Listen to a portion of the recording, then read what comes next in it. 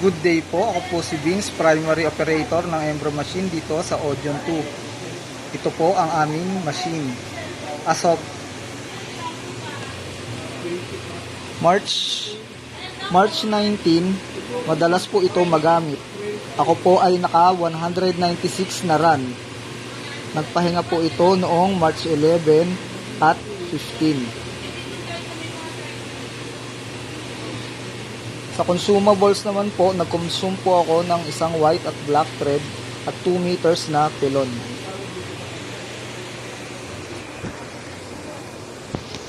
Ito naman po ang Embro tools,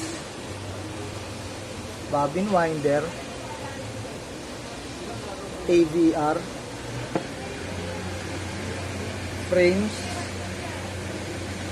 Ito po yung nasa box po yung mga used thread namin. At ito naman po ang aming in-use threads.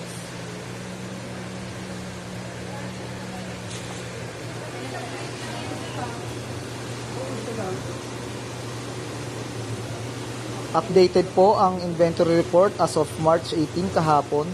Kulang po ako ng white at yellow gold na thread. Ang bihirang magamit ay brown at maroon.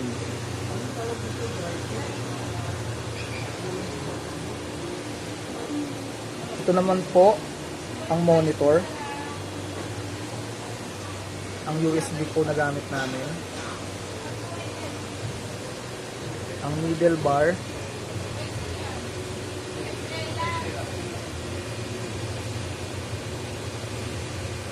Bobbin case.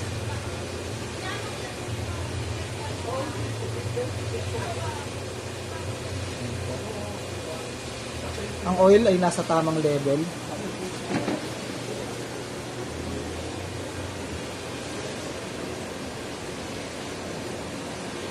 At nasa good running condition po ang needle alignment.